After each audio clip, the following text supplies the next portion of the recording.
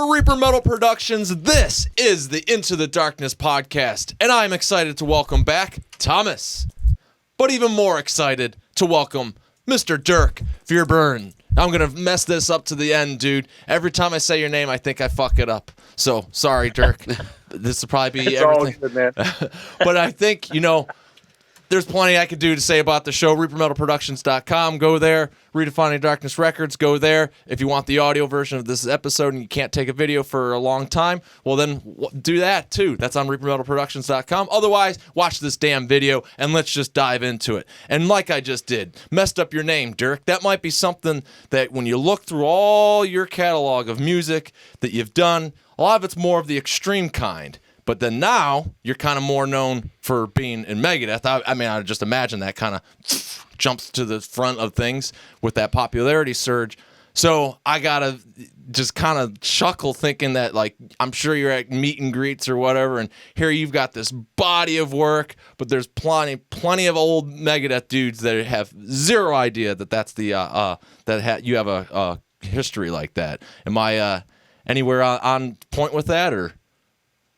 Yeah. I mean, I think that kind of comes with the territory in this case, and of course, Megadeth has such a history and legacy, like you said, that it's kind of I'm coming in, I'm the new kid, right? So it doesn't really matter what I've done so far for those people who are into that stuff. They're there for the band, and I'm just the latest element to it. But it's cool though. I have to say that when we're on the road, I always have people coming up to me, talking to me about some of my older work, whether it's stuff with Soilwork or Scarve or some of the work with Aborted or other bands I've done. So some people follow, and I think it's cool because my path has been not what I imagined it to be or what I wanted it to be when I started out. In the sense that, like, you take these deviations, like, oh, I guess I'm playing with this band now, but at the same time, it's allowed me to continue to do what I love, on the side, because a lot of the music that I would do wouldn't allow me to make a living at all. So right, yeah, it's too extreme and crazy, right? So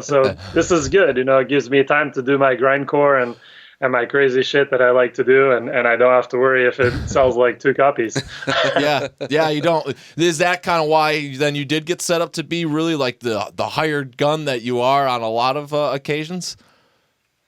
I mean, it's really not something that I looked for, to be honest. It just happened over time. It started out way back in like when I first, started being serious about drums in the mid to late 90s. Like, somebody would ask me, like, hey, can you play on this EP or whatever? And then 2 years later, someone would be like, hey, can you fill in for our drummer on this short mini tour? And then, over the years, in France, where I lived at the time, I kind of started having a reputation, I guess, and so more people would call me. It would become a little bit more consistent, and it just kept going like that, where it became more and more to the point of, like, eventually I started saying, like, hey, I'm available to do some studio session work or whatever. I did more drum lessons online over the years, so I think it just kind of built itself up to the point where I guess it's something people know about me, or when they're looking for a drummer, they know I'm a potential.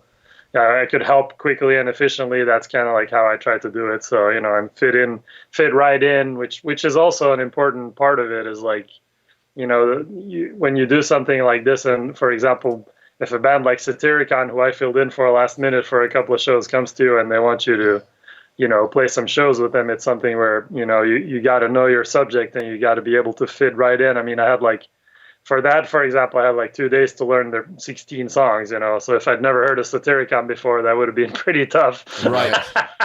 Well, and then you even masked up and you helped a band more local to here recently. So that's kind of where I would like to go a little bit more with this, because what's your life story here? Like, you're from Belgium, I guess, but then you were born in the United States, I heard before this interview. So I don't know. You tell us. You know better. Yeah. True. No, I was born in Belgium, actually, and that's where I spent, my youth. And then when I was a young teenager, my dad found a job in Paris, France. So eventually my mom and him and I moved there when I was about, I think it was 11 years old or 12 years old at the time. I can't remember exactly when this happened, and that's when I started getting into, like, all this, all metal and all the music that has become my life since then. And And so I did live in the States briefly when I was young. So when I was about 7 years old, my dad had a job at the Mayo Clinic in Minnesota for about 6 months, like a kind of exchange program where, they'd send people to Belgium at the time and he'd go there. So he worked there for a while. So that was my first kind of contact with the States, where I eventually ended up moving way later in 2006. 2006. Yeah. So I've lived here ever since. And, like I said, the music has kind of, been a part of all that because, for example, I started playing with Soilwork, so a lot of people assumed that I lived in Sweden, but I never did. I was always living other places. It's just kind of an international affair. So I always made it work wherever I was. Yeah, and then you found yourself in Cleveland at some point. Was that? Yeah, that's true. Yeah. And then because my wife Hannah, she grew up in Cleveland, so eventually I met her here in California, but eventually we decided to live on the East Coast for a while to just kind of, keep costs down, because at the time we were both touring a lot and it didn't really make sense for us to live here. We could live a lot more economically in Cleveland, so we decided to do that for a while and eventually moved back out here. And then that's where you, I would assume, got in touch with this guy. Yeah. Yes, It was probably 2000. Well, it might have been 2007 we met. But it's funny. Yeah, I met him at a show. I don't even remember what show that was. Do you remember? I don't remember either. It was definitely at the what's the freaking Peabody's. place? It was at Peabody's. Yes, exactly. Yeah. I mean, they're shut R.I.P. down. R.I.P. Yeah. And I had worked there at the time. I was running sound, and I saw you in the audience, and I had been a fan of your playing. Me being a drummer and blah blah blah blah blah. For those who don't know my history, but I saw him standing there watching the show, and I was like, "What the fuck? What's he doing here?" And so I introduced myself. And so, what is your Dirk? Like, what's your fall on? Like, what's your favorite album? What band? Like, what got you knowing who Dirk was? Because this wouldn't be like where I would imagine kind of is now, where you're getting a little bit more recognized. Well, if anyone's listened to any of our past shows, I always bring up the drummer thing. Being a drummer, I'm critical, and there's a lot of drummers I love and loved growing up listening to and reference a lot on this podcast. And as Dirk will know and can attest to, I'm sure, when we were younger and listening to this extreme music, there's only like a handful of guys that were really pushing the boundaries, and maybe there weren't. Maybe there were more, but because the world was the way it was, we only knew about so many that were signed in bands that we were listening to. But, there was Gene Hoglan and obviously Lombardo before him, and you had Alex Marquez from Malevolent Creation, Pete Sandoval, Mick from Napalm. But there was only so many that were, like, I would say, like, technically proficient, where the Gene Hoglan and Sean Reinert come in. Sean Reinert, RIP, of course, too, by the way. Yeah. And so those were the guys I started like attaching to and listening to. And then fast forward a little bit, obviously, me being a musician, me being a drummer, I was always trying to push myself and learn more, and just like any musician would, I'm sure. And then Dirk came across to me through Aborted, through Gormageddon, I think was that your first foray into, I guess, into Aborted, really? Well, into like a established release, right? I mean, you've probably done stuff. I guess what we should do, and I'm going to sidetrack off of your question to me to kind of set a timeline, but when you were in France coming up, where did that love for grind begin? And then, like, what bands were you doing leading up to that time in Aborted? Obviously, there was Scarve, and we can talk about that too, but I'd like to get a timeline of how this happened for you and what bands you started kind of in the early days. Yeah, what went wrong, exactly.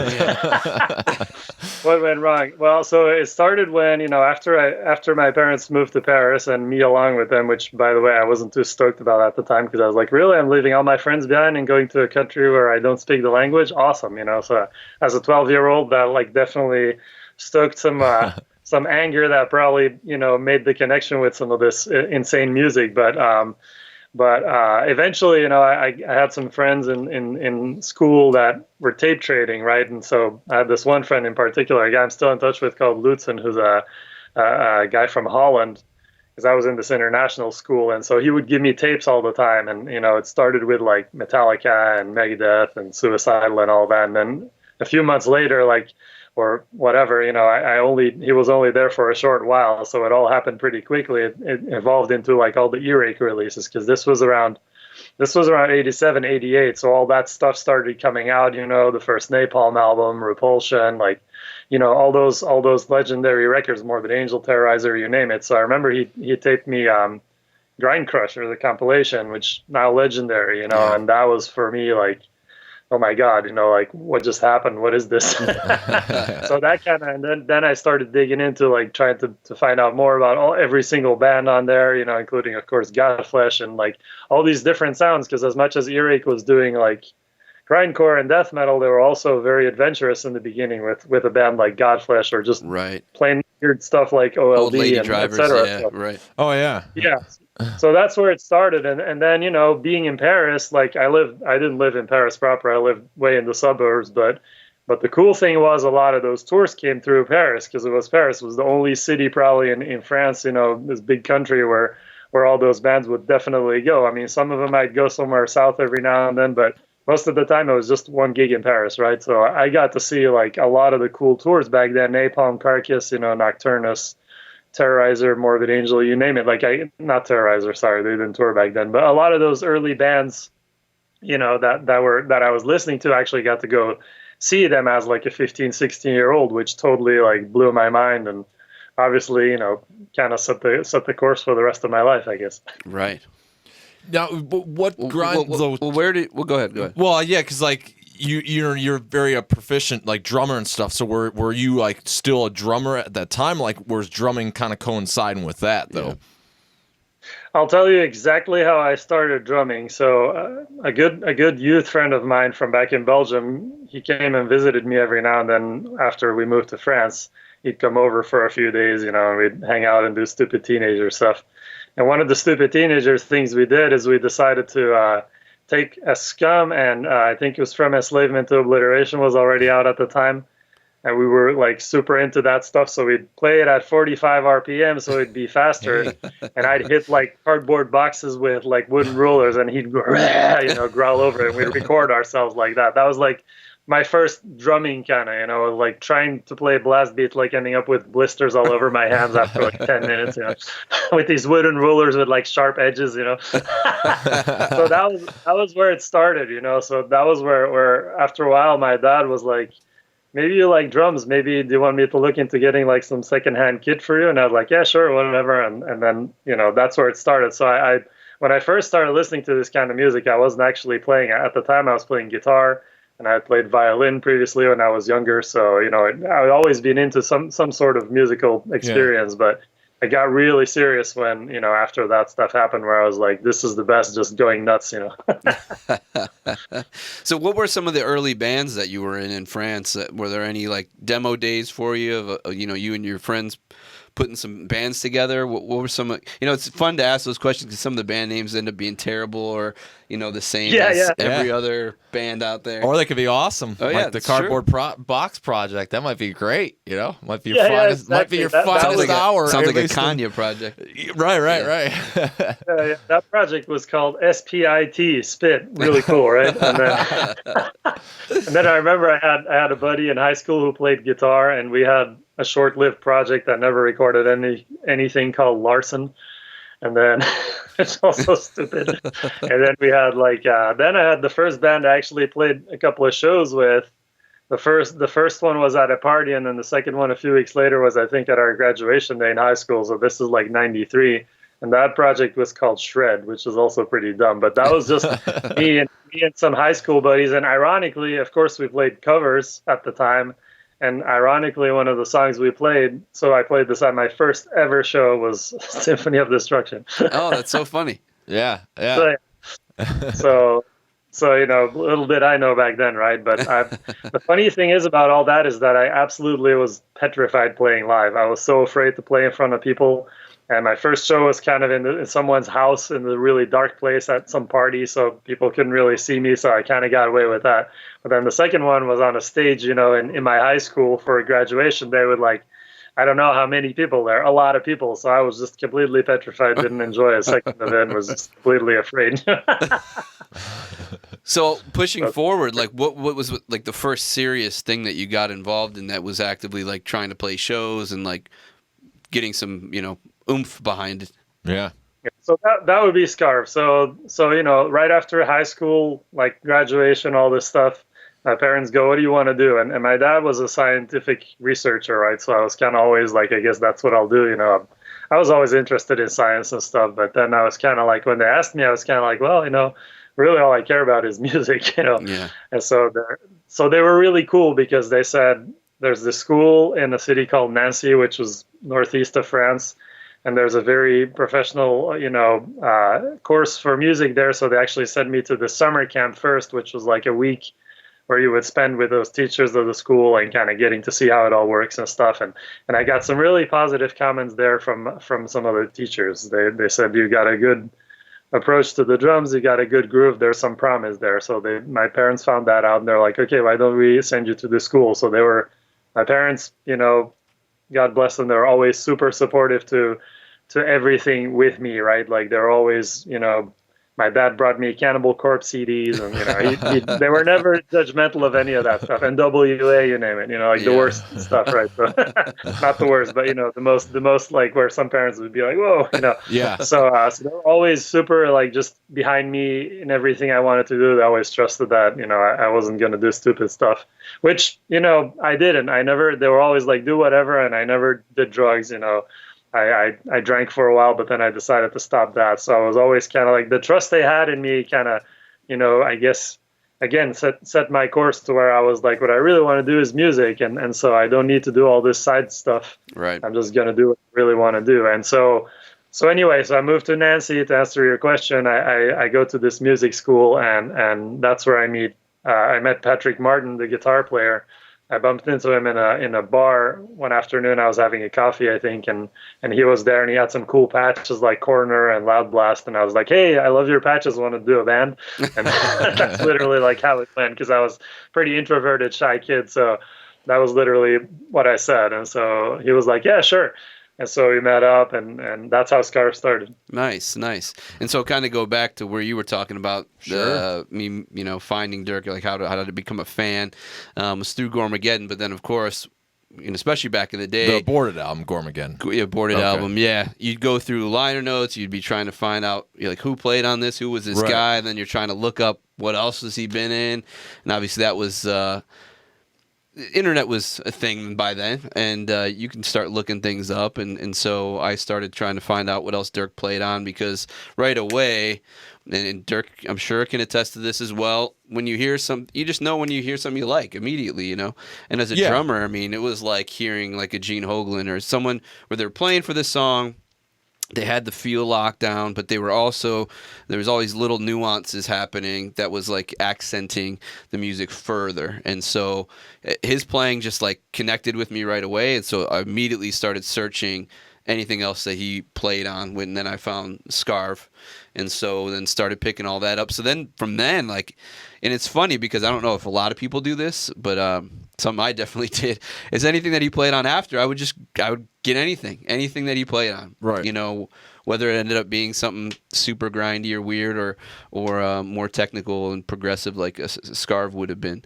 So so I just picked up anything I could find with Dirk's name on it. And where would we be in this timeline then? So from Scarve, what's like the next band or notable, at least for you, or just literally? Well, then I heard he got the Soilwork gig, because I was just content with listening to Aborted and following Scarve. Scarve, I think. I had Luminiferious, and then Irradiant was just about to be released, so I kind of found him at a interesting time, like it was relevant, So I picked up Irradiant and loved it, and I don't know, maybe some years passed. I don't know the timeline, Dirk, but then when you joined Soilwork, I'd already been a fan of Soilwork, so it was like putting these two things together that I already loved. I'm like, man, he's perfect. I loved Henry Rance's playing on it, and I'm like, if anyone's gonna replace Henry, this is perfect. Like. Couldn't find a better guy. Awesome. And that was the era that Soilwork started to change, though. Yeah, they did. They had started to change a little before that, actually. And I don't know if you were a fan of that style or that band before joining, Dirk, but I obviously liked the really early stuff up in Predator's Portrait. I liked, and even Natural Born, where they started experimenting more. But obviously, by Figure Number 5 and the one that you were part of, Stabbing the Drama, it started almost turning into, I don't know, what people would consider modern metal, or like kind of like this pop formula where big choruses and hooky choruses and the songwriting being a little bit more formulaic. Yeah. Yeah. No, it's really funny. I clearly remember Patrick and Sylvain, who's now in Soilwork, right. who was, my band member in Scarve. Mm-hmm. My bandmate, in Scarve, they came up to me and they're like, "Man, have you heard this band, like this album, Chain Heart Machine? It's awesome." And I didn't like it at all. I was like, "This is dumb. Like, what is this stupid band?" But then when Natural Born Chaos came out, then I got it, because, to me that hit me somehow. And then I went back and listened to the old stuff. I was like, okay, I see what you guys are talking about now. So I was a fan by the time, Figure Number 5 came around, and that was, so that came out in 2003. Mm-hmm. And at the time, like you said, with Scarve, we released Luminiferous. We were starting to play some shows, doing some small tours. I was doing like a little more, like playing with other people as well. There's some bands I'd been in, French bands you wouldn't know, but we were playing some gigs and stuff with those bands as well. So I was really starting to be active. I started playing with Mortuary too, which was like a very underground band, but in Nancy they were like the death metal band, Cool. or thrash death metal, whatever. So I started playing with those guys and did some shows and did an album. And so it started kind of rolling. And then when the call from Soilwork came, which was early 2004, that's when we were, that year was when we were going to release Irradiant with Scarve, which was, I think, the album where it changed kind of for Scarve, but we really started getting attention from the press and the fans, especially in France, and started doing like Fury Fest, which became Hellfest, and, bigger things, right? So it all came at the same time. So those 2 years, like 2004, 2005, I was probably home like 3 months. I was like, when I wasn't on the road with Soilwork, I was on the road with Scarve. And when I wasn't on the road with either of them, I was recording. And it was just complete madness.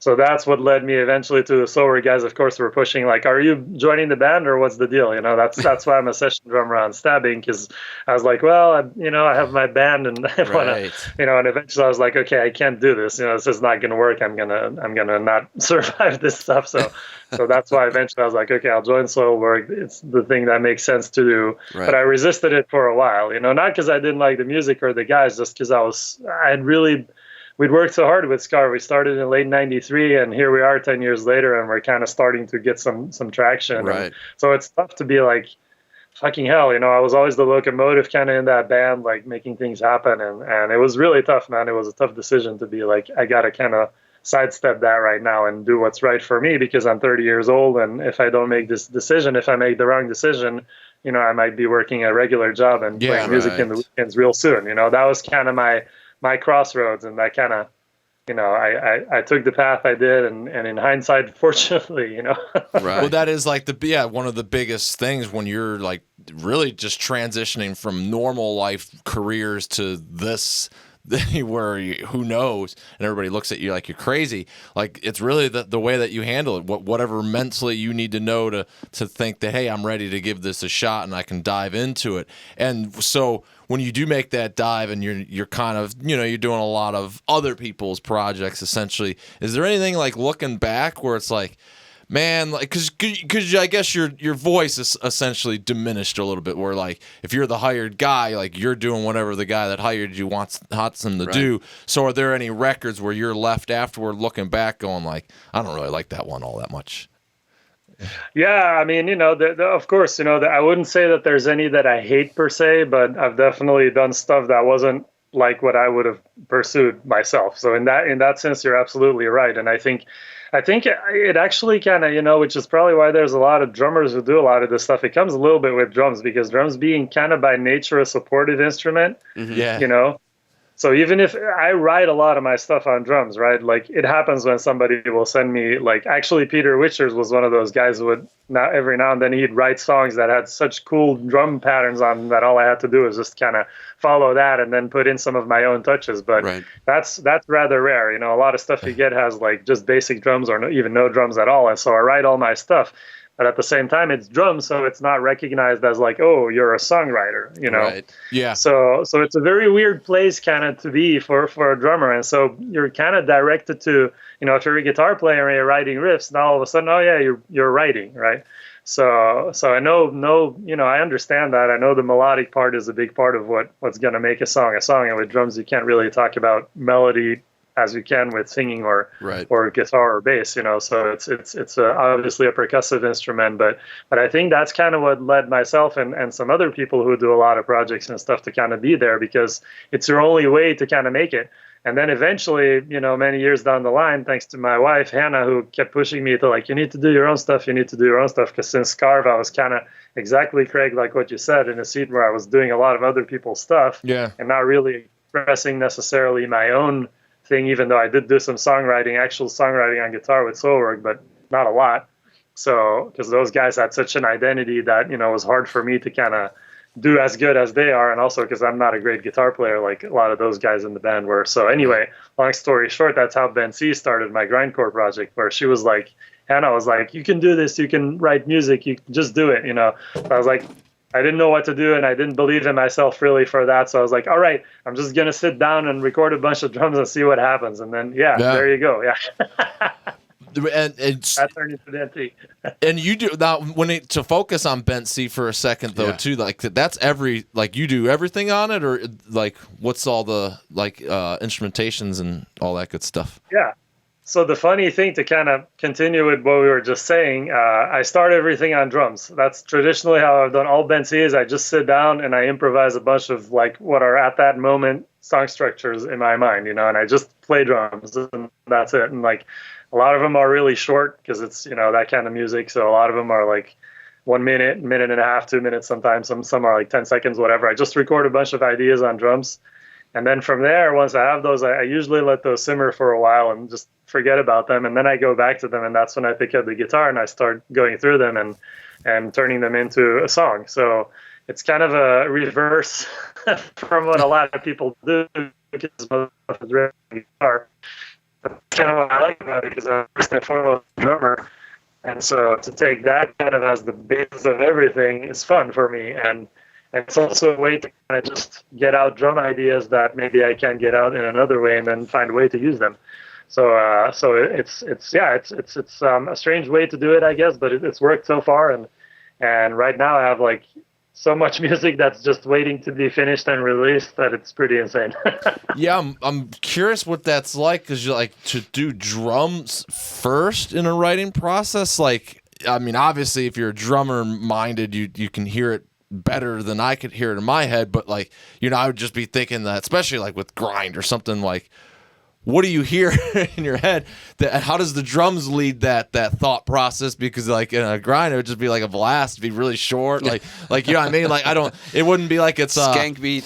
Yeah, I'm trying to think of like iconic songs that have like iconic drum beats, and then the golden rule of like even Nico McBrain makes a joke on one of those Iron Maiden Nico Speaks, like you never hear a drummer say, "Hey, hear my song." So like, but apparently in your own world, in your dynamic, you do. So like, but how do you that? Yeah, like what do you hear the riff in? Like, does it help you get through? Like, how does going drums first help you through? I'm just curious by that.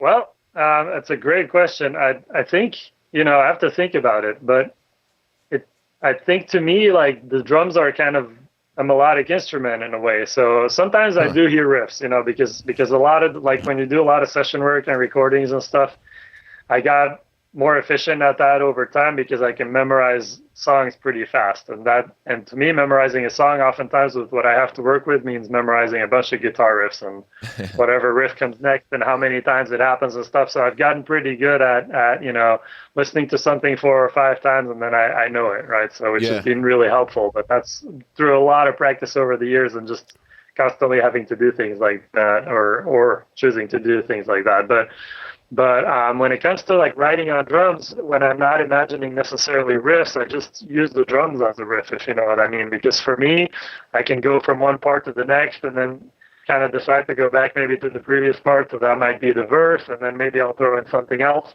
obviously with grind, it's very open because you can pretty much do whatever you want and turn it into a grind song. It's pretty, it's one of those kinds of music where there's no rules, which I love about it, which can be as crazy or not, as you want. Yeah. So that helps too with this particular concept that I use in Band C. But yeah, I think drums are its own language that I kind of have internalized and am able to express without having to have a riff there. So, and it's a good practice for me to do it that way as well, because then when I do work on other projects, I use, that habit and that knowledge to be able to work fast, because again, a key thing to being a good session drummer is to be able to work quickly, because nobody wants to wait for that shit like 5 months, Right. So somebody will send me something, and once I start on it, I go through it like as fast as I can, and not without, doing it totally, but good and quickly, so that people are like, okay, cool. Well, at least for the Bent C stuff that I know this split with Two Dust, and going back to, hey, you might be doing some things going like, what was I thinking? You probably think, what the hell was I thinking doing a split with this shitty ass band? Because perfect sig. you also have a little bit of attachment to this too, don't you? Yeah. So it was cool. So yeah, when I met Dirk at that fateful show, we can't figure out which show it was. So faithful. Yeah. So we'd become friends after that. I kind of got his number. He said he was living here, and I started touring with Abigail Williams at the time, and so he'd be out with Soilwork, or I'd be. It's funny because sometimes we would like follow each other. I'd see their billboard up, and they had been there a couple nights before or something, and so maybe we'd text each other, and then sometimes we'd be home at the same time. Sometimes we'd be offset. Sometimes I'd be home and he'd be gone, and so I was teaching drums at the time. I taught for about 8 years or so. At this little music settlement, and then privately for some clients or whatever. And I had some kids into metal, and so some of them were fans of Dirk, either through me or through their own, discovery. And so then they wanted some lessons with Dirk, and then so he would sub, sometimes either because they just wanted some lessons with him, or when I'd be gone, he would like fill in and gave him some extra income while he was at home. Yeah. And then when he'd go, he'd build up some clients, and so he would ask if I could fill in for him, and so then I'd fill in for him, even though I felt like an idiot filling in for him. So, but it worked, and it was cool, and it was an honor to do that. And it's funny because I was thinking back. Leading up into this interview, and I remember Dirk coming to my house once when I wasn't home, because he was recording this Devin Townsend DVD, like he had to play in London, like live for this big production, and he only had electronic kit at his house. He couldn't, he didn't have a place to set up a full kit and whatever, couldn't play because it was too loud. Yeah. And so I'm like, dude, just come to my house. Like, you could just use my house. We're not home all day. Like, I'll just let you in or give you the key, and like you could just go crazy. So I think for a couple of days, maybe you would rehearse for that. That DVD. So that's just a cool memory I have of that going on. Totally saved my ass on that DVD too, man. Thank you so much. Yeah, it's just a cool little personal memory, that we can share now. But so anyway, so we'd obviously become friends, and when this came up, he'd give me some Bent C stuff that he did with I think Usurperus. I think he did a split with, and there might have been the first Nostalgia, right? Yeah, Nostalgia. Yeah, the cassette, which Devin also played on and produced, actually. Yeah. And so the cool thing so I got hip to what he was doing with Bent C, and he always had this kind of I don't know if I call it revolving door, but cool like guests on different albums he was doing. So like you said, Devin Townsend played bass, I think, on the one, and then he had Shane from Napalm Death and Sven from Aborted, Sven is a mutual friend of ours, and that kind of leads, I guess, to the next thing.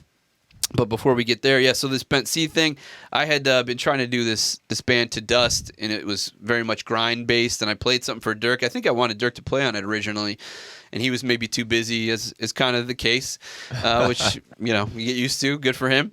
And so ended up doing what I had to do for it, and we found a label that wanted to put it out, and I was like, hey, Dirk, we got this kind of deal on the table. Do you want to make this thing a split? And he had those songs sitting, and so we were able to work with Give Praise in Massachusetts, who's kind of known to be a grind, power violence type label, and it worked out. So that's how that release came to be. And then ended up being a killer split, man. Super proud of that one. Yeah, it's amazing. And I mean, the Hannah doing that photo that you used for the cover, I mean, it's super striking. It's perfect. It looks amazing.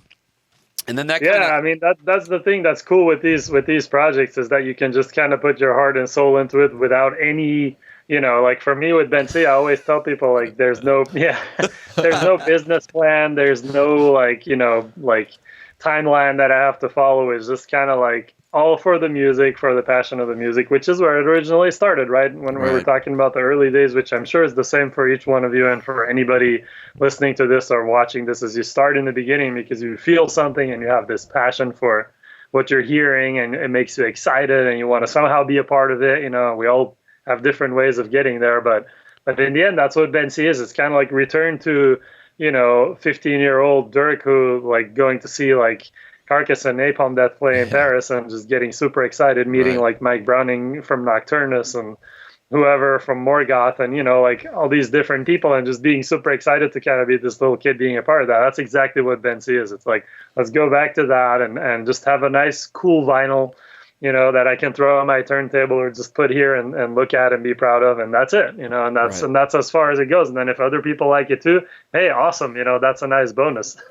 It's an important dichotomy for someone like you who we're constantly getting so many gigs, like you said, where you don't maybe have your own identity and you can really just pour it all in this project, which you've definitely done. And we're going to kind of fast forward here a little bit, but I think it was around 2010. Again, I mentioned we had a mutual friend in Sven from Aborted, and I'd been working on some stuff with them in a project that ended up being on Metal Blade, and I kind of dismissed myself because of my obligations with Abigail, and they continued on. So I'd been kind of close to Sven, and it's funny because I'd been a fan of Aborted since at least Engineering the Dead, and then obviously with Gormageddon, that's my love of Dirk came, and Aborted just kind of went to a new level. But we were at a point where, being close to Sven, we would give him shit because we'd be like, man, what's up with all these records? Like, why aren't you go back to the Gormageddon shit, like the Carcass sounding shit? Like, why are you incorporating like these kind of like more modern metal approaches? And like, it doesn't feel right to me. Like, and who cares what we feel? It's Sven's band. But we would just really push him to be like, man, why don't you get back to that sound? You had something special there. And so just being friends with Dirk, I was able to kind of reconnect the dots and get them in touch again. And Dirk had some time. And we actually recorded this EP in Cleveland. It had just so happened that there's a member, Abigail Williams, that was playing at Aborted at the time. I had my best friend, Mike, did some leads on it.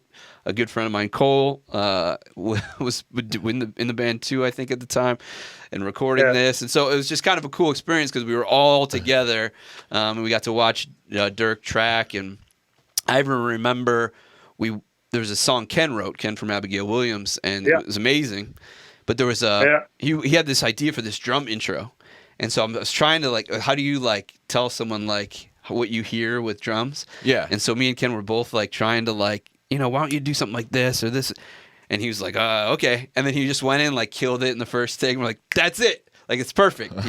And so that's how that drum intro happened. But it's a really cool experience. So glad to be a part of that record. And I got to write some riffs on there, too. So to be, connected in that way, too, was really fun and really cool. And then obviously you've continued to be busy, and I'm sure, and I know we don't have a lot of time left, but I'm sure people would be super interested in hearing this kind of your exit from Soilwork and how you entered Megadeth, and then maybe we'll have a little bit of time to talk about some of this new stuff you're doing as well.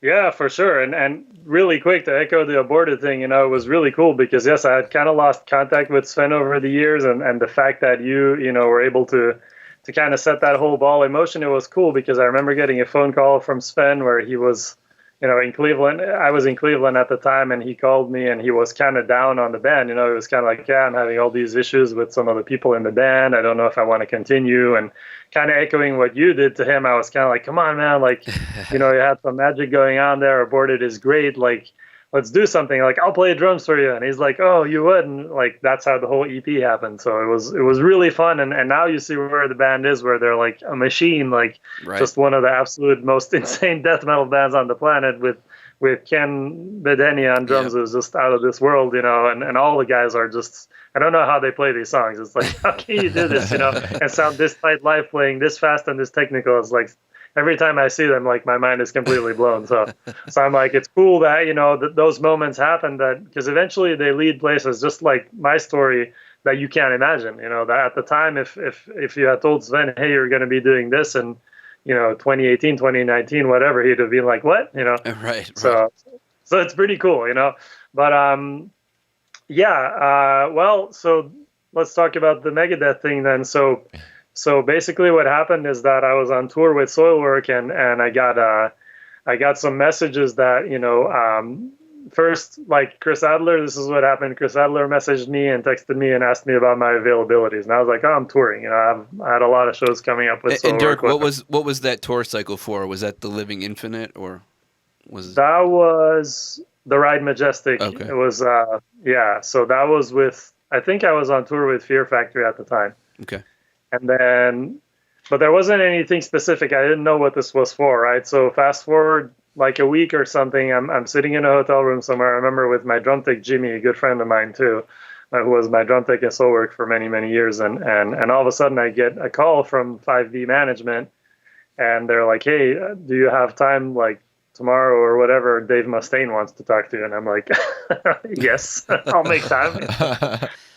And then that's when I found out, what the deal was, that, they wanted somebody to fill in for some shows. It was just supposed to be like 4 weeks or whatever, some shows in the States, and then moving on directly to Europe to do some festivals and other shows there.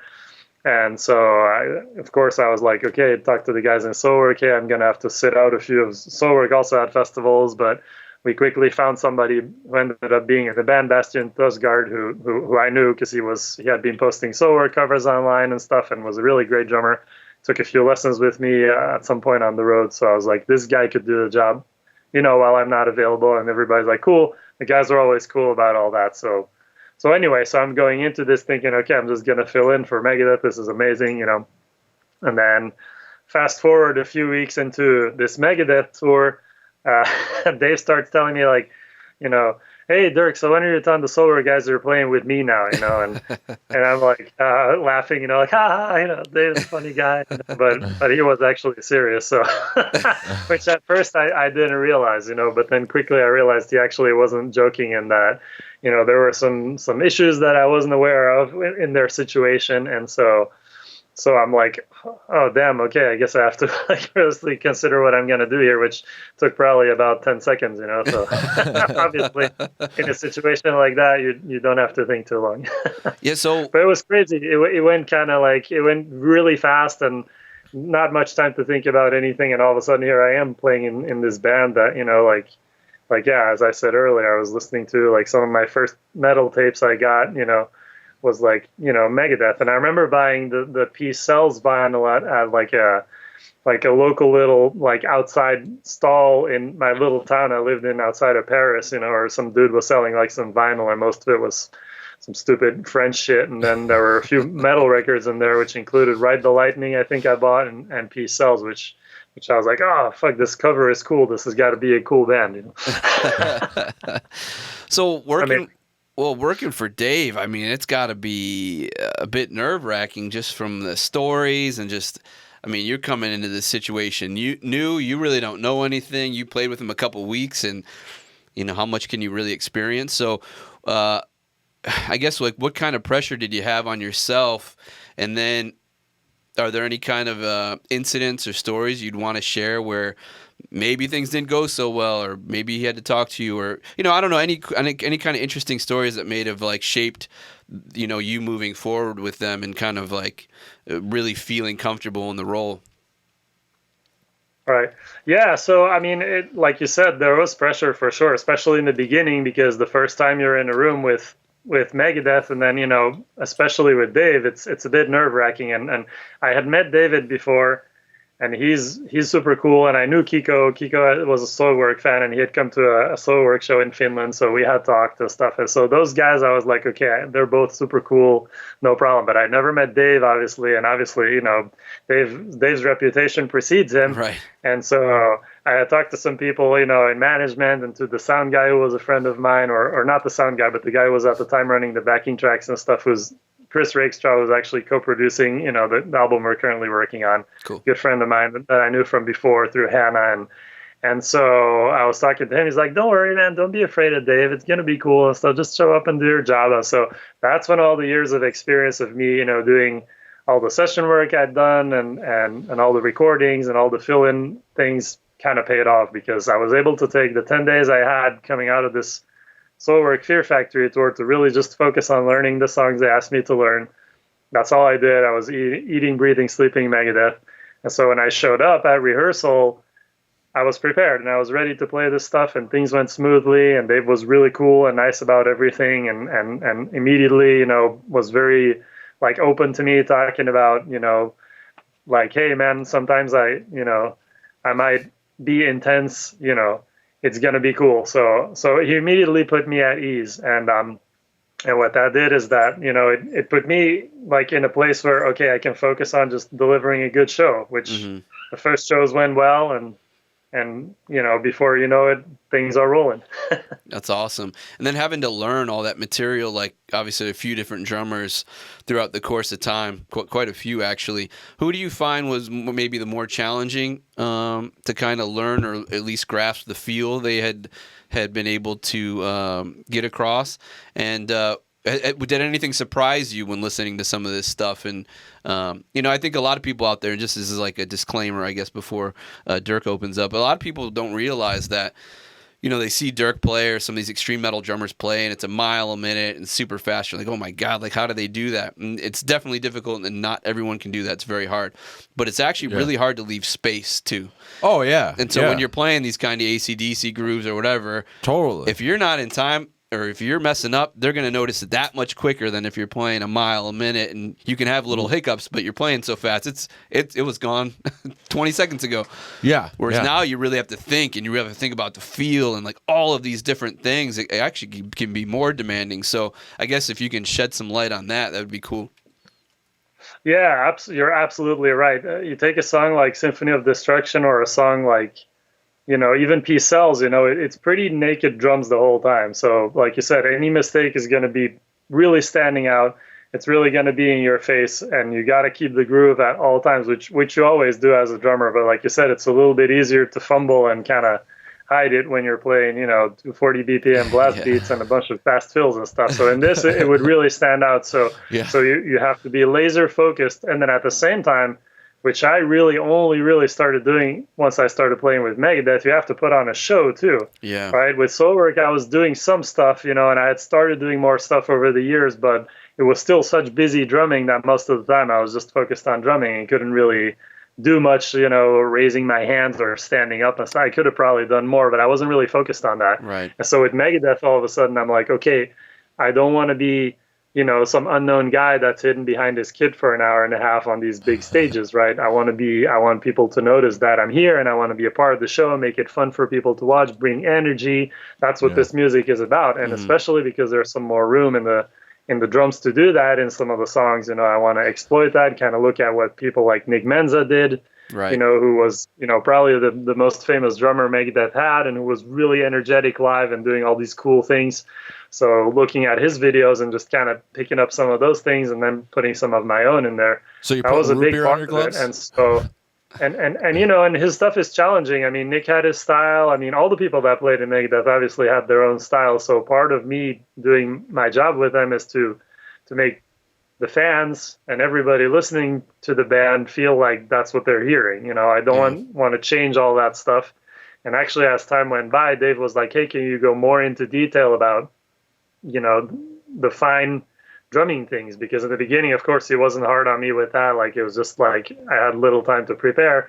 But then as time went on and I was in the band and stuff, he was like, hey, go back to the songs and really pick up all the small details so you can play them as accurately as possible, which was really fun and interesting to do. Actually, I got a lot of the just drum tracks, from those albums, and was able to figure out that, like, to answer your other question, somebody like Gar Samuelson, the drummer on the first two albums, had really intricate stuff going on that took some figuring out. So you can't hear it on record. So you got just the isolated tracks? Yeah, and especially for those, that was really helpful, because he does some crazy stuff that only he did. That I don't know any other drummer who did some of the fills he did. Like, he has this kind of fill where he switches between the crash cymbal and the snare. it's kind of like a Dirk Blast in a way, but not, but it's a similar principle where there's a lot of switching happening, which at first I was playing just with one hand on the crash and then filling in on the snare with my left hand, and it kind of didn't sound right. So then I figured out he probably actually switched hands and did this crazy thing in songs like Mechanics and Rattlehead and stuff, I mean, it's just iconic. I mean, the guy was so far ahead of his time and bringing in all these cool, more fusion style things into this metal drumming, which is just incredible. I have huge respect for every drummer that's played in Megadeth, but Gar definitely for me is like, man, that guy was something else. Wow. So there is a conscious focus then. I've always kind of wondered that from big bands, like they're like, are they sitting there like, yes, feeding you records, like nail it to that, or is like as long as you can get through it? Because, like there's a lot of like the syndrome of old bands coming back around playing their old new stuff where like it's just some of them, I wonder if they have that conversation because it's like, did you hear your own record? Because it didn't sound like that at all. But it sounds at least like for Megadeth that they are very much conscientious of getting it right per the record. It doesn't matter if it's 30 years later. Oh, absolutely. I mean, I think it depends from band to band, Yeah. And with Dave, he's very passionate about what he does. He's and I think it's a beautiful thing. Both Dave and David, it's been so many years and they haven't lost the fire that drives them wanting to do this. It's not just like, hey, we're getting paid to do shows, just play the fucking show and half-ass it. No, it's like there's constant discussion about how to make things better, how to like just, when we're on stage, it's magical. There's a respect that comes from those guys for their body of work and for their fans that you can feel, and that when you become a part of that, you feel like it's your obligation to give 110% at all times, which that's my spirit anyway when I do something. So it's not too hard for me to be in that mindset, but definitely they enhance it and they have that. And that's why when you see a Megadeth show, if you go see one now with the current lineup, it's full on. It's like, sure, I mean, none of us are 20 years old anymore, and it might not be the same energy than when the band started out because that's just not possible. But there's a lot that goes into it. There's a lot of energy and a lot of passion and power that goes into it, and that we try to bring to those who are watching the show, for sure. I just crack up though thinking about maybe not so much Megadeth, but like Iron Maiden comes definitely like where it's like, do they like literally like, of course, yeah, you're talking about like stuff that happened to make the show better, but like how intricate did the conversations get where like in the Maiden one where it's like Yannick, he's over there kicking and stuff, like do you think Bruce is really like, so Yannick on Rime of the Ancient Mariner, like maybe not so much of the aerobics there, like I mean, like so like is that kind of going like Dirk, all right, so I'm gonna be in my white shirt. Maybe if you can do the Nick Menza Dr. Pepper gloves for this, like, is there like the conversation get that in depth, or like can you kind of when it comes to the showman be kind of just yourself and it's left up to that? Yeah, it's not that in depth. It's a lot of like, it's more if something is missing or if something feels bad, then we'll talk about it, and obviously Dave is kind of, the orchestra leader when it comes to that, or the band leader. So he'll be like, guys, when we get to this part, can we try this? And then maybe he'll comment on that or whatever. It's not like super in detail. It's like, as long as it's good and it feels good and it feels right when we're playing and there's good energy and stuff, he's going to be happy. So the choreography of where they are on stage with the 3 mic stands, because both David and Kiko do live backing vocals, and obviously Kiko goes up front when he does his leads.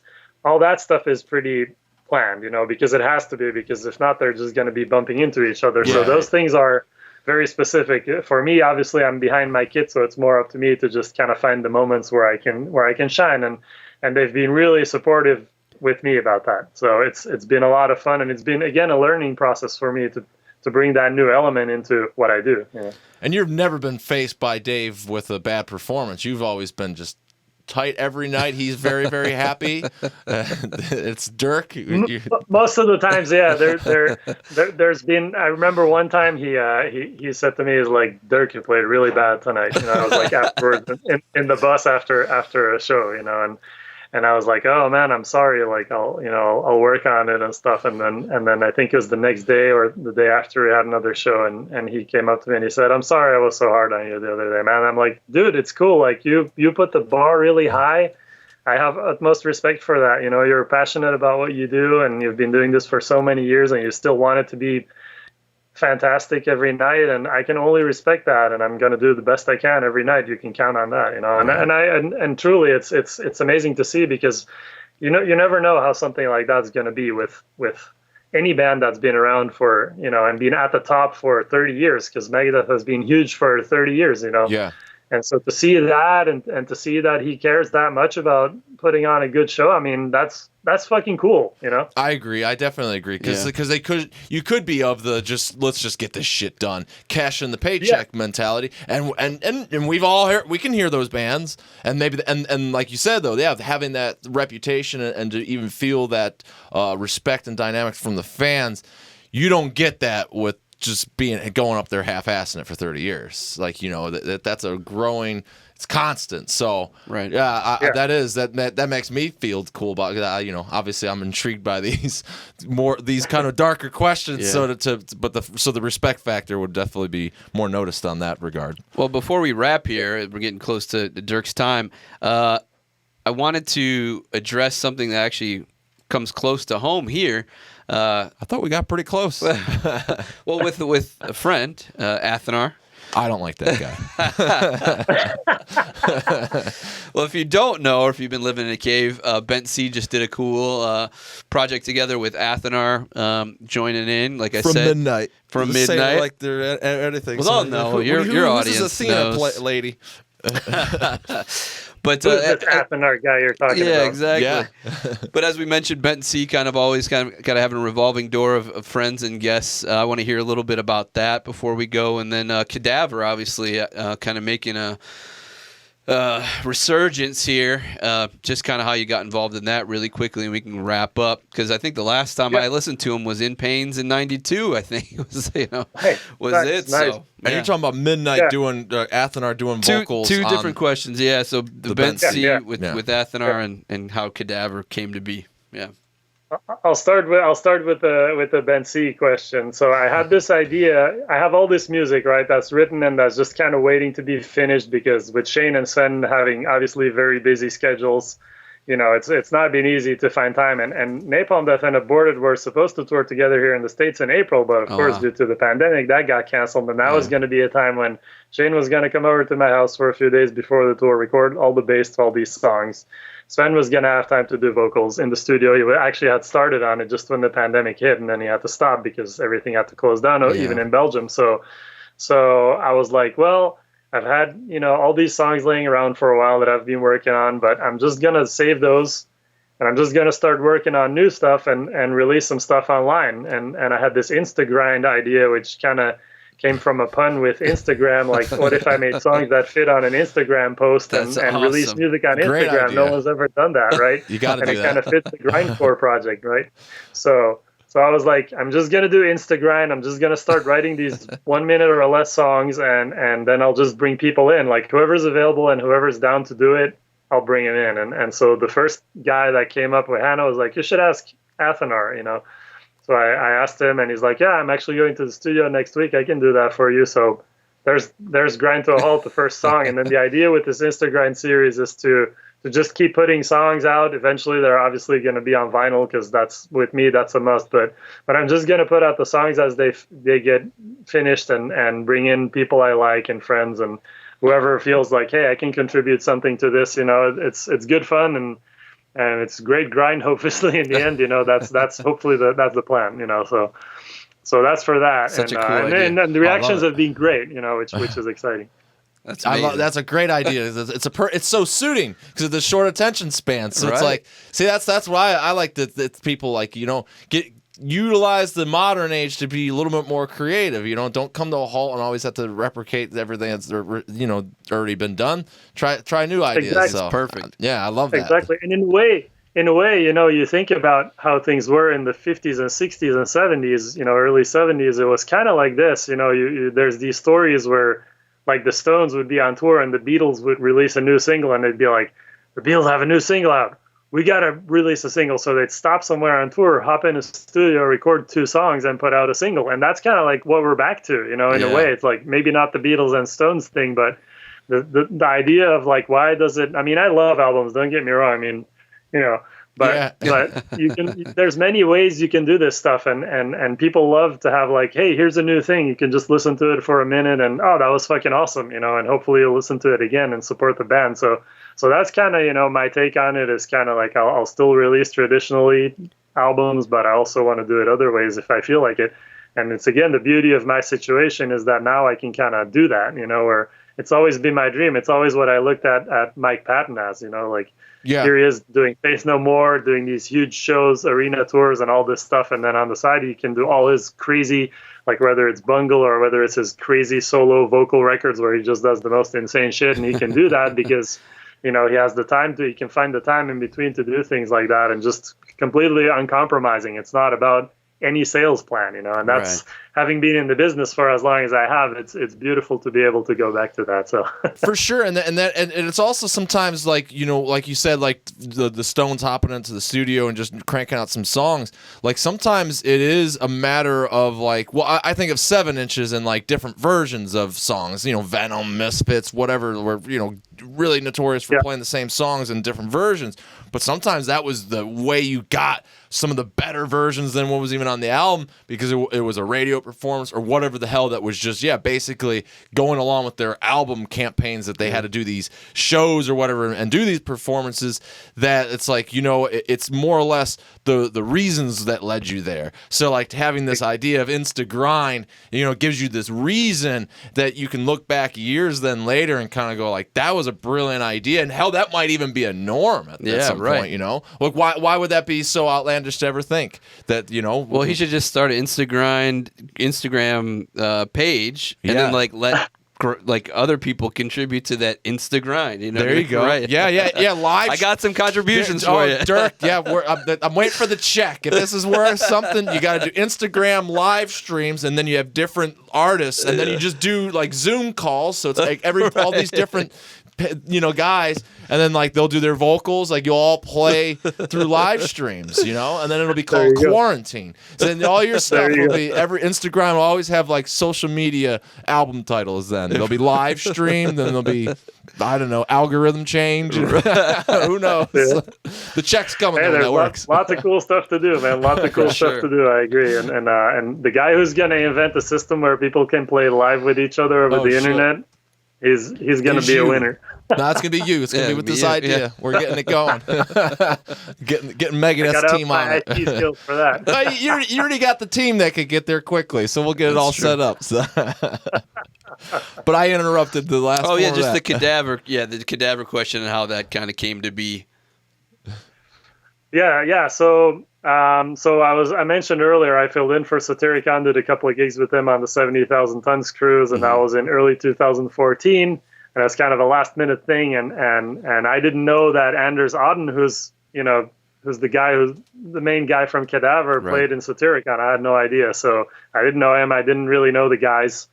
Now we're all friends and stuff, obviously, but because we kept in touch, and whenever I'm in Norway, I always go see like Satyr and all those guys. But anyway, so we're on the boat at one point, and I'm like, you know, you're Anders Odden. You're in that band Cadaver, right? I saw you guys, you know, back in the Cadaver Inc. era. I loved the first album, like when it came out. Like that was one of those early like grind albums that really had a huge impact on me. So I was like, "What's up with Cadaver?" And he's like, "Actually, I've been writing demos all these years. I just haven't been doing anything." I'm like, "Send those damn things to me. Let's do something." You know. So that was the starting point, and then it took some years. We actually went through a bunch of demos and then decided to get rid of them because they were cool, but they weren't really what we wanted to do. So then we rewrote a bunch of stuff. He rewrote a bunch of stuff. Eventually ended up coming here to LA. We recorded an album, old school style, like together, playing together, no click, cool. You know, a couple of songs that click, but most of them just jamming together. And now we have that first EP, DGAF, just came out, and we have the album is going to come out on Nuclear Blast later this year. So really exciting stuff. Nice. That's awesome. Well then, if there's nothing more nerdy that you would want to do, I think we're our time is up, so I think we're good. Yeah, because when you take a bunch of darkness and then you get a photo of Dirk and then you put it together, you get the bent seat cover here and the Two Dust split. Which these are still available, right? Shop at Hell's Headbangers. All right. Well, then links will be in the description because obviously this is the Into the Darkness podcast, and we just went pretty damn deep because if you're still watching, you went there with us. And thank you for doing that because that means you might actually be into the other stuff. There's plenty to be had here on the Reaper Metal channel, be it more episodes like this, Hellcast, music. Check it all out and do everything I shouldn't have to remind you of, but will remind you of, to like, share, and subscribe. I think there's a bell thing I have to tell you about in there. All that bullshit. So when you do all that, that'll mean we have everything we need to do to talk to you next time.